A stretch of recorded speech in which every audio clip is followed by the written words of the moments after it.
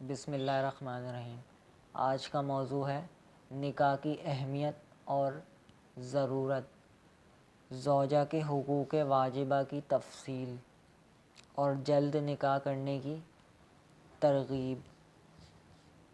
اللہ تعالیٰ قرآن شریف میں ارشاد فرماتا ہے، پس نکاح کرو تم ان عورتوں سے جو تمہیں اچھی لگیں، پسند آئیں، کسی بھی مصلحت سے مناسب لگیں، دو سے، تین سے، چار سے، اور تمہیں خوف ہو کہ تم عدل نہ کر سکو گے تو صرف ایک سے نکاح کرو، یا اگر دیکھو کہ ایک کے حقوق بھی ادا نہ کر سکو گے تو ان باندھیوں پر اکتفا کرو جن کے تم مالک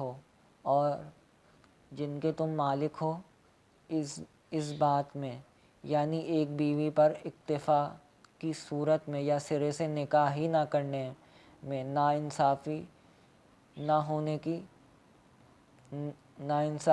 ہونے کی توقع قریب تر ہے۔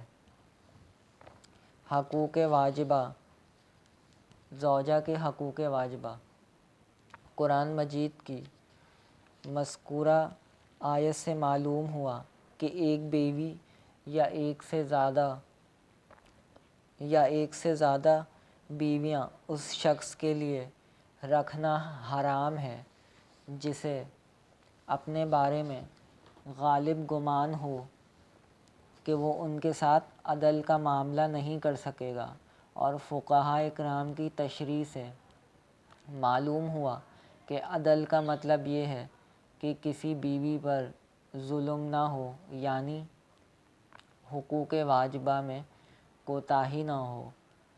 پس بیوی ایک ہو یا ایک سے زیادہ، اس کے حقوق واجبہ کی ادائیگی ضروری ہے، یعنی اس کے ساتھ ظلم سے بچتے ہوئے عدل والا معاملہ ضروری ہے۔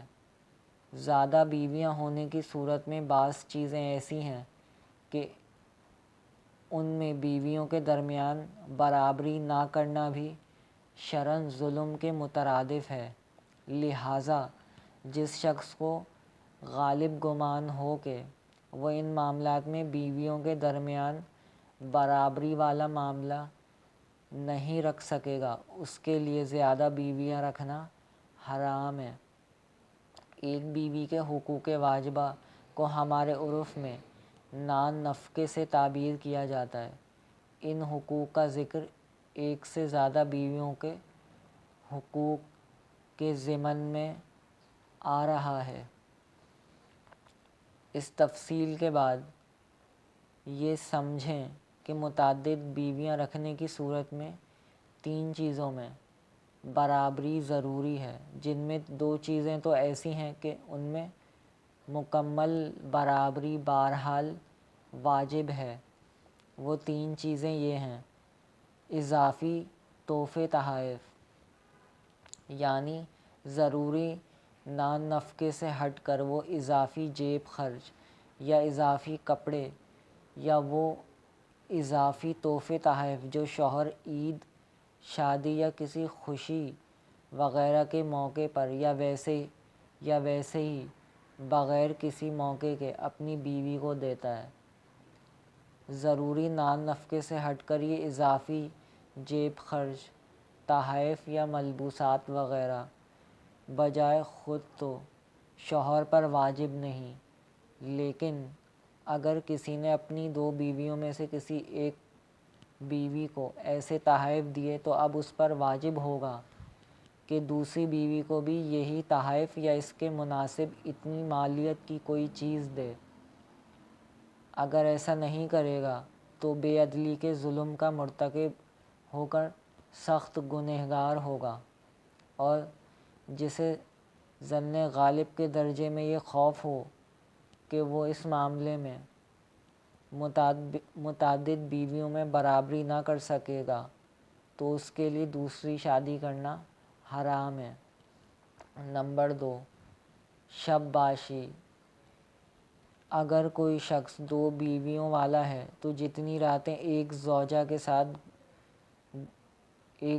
کے ساتھ گزارے گا اتنی ہی راتیں دوسری کے ساتھ گزارنا اس پر واجب ہو جائیں گی۔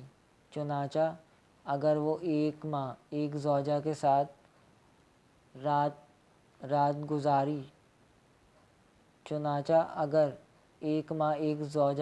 رات گزاری تو اس پر ضروری ہوگا کہ اب ایک ماہ دوسری زوجہ کے ساتھ بھی لازماً گزارے۔ ایک ہفتہ کسی زوجہ کے ساتھ گزارا تو لازماً ایک ہفتہ دوسری زوجہ کے ساتھ بھی گزارنا پڑے گا۔ الغرض بجائے خود شوہر پر واجب نہیں تھا کہ کتنی راتیں اسے اپنی زوجہ کے ساتھ گزارنا ضروری ہیں، بلکہ اس کا مدار بیوی کی ضرورت پر تھا، نہ کہ بیوی کے مطالبے پر۔ البتہ دو شادیوں کی صورت میں اس پر واجب ہو جائے گا کہ جتنی راتیں ایک زوجہ کے ساتھ گزاریں اتنی ہی دوسری زوجہ کے ساتھ گزارے، خواہ دوسری زوجہ کو ضرورت نہ بھی ہو۔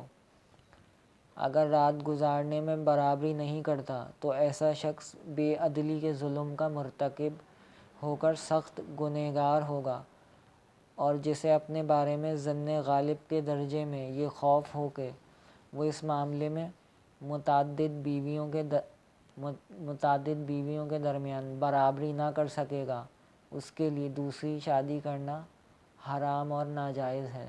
نمبر 3، ضروری نان نفقہ۔ نان نفقہ شرعاً 3 چیزوں کو کہا جاتا ہے: مناسب خوراک، مناسب لباس، مناسب رہائش۔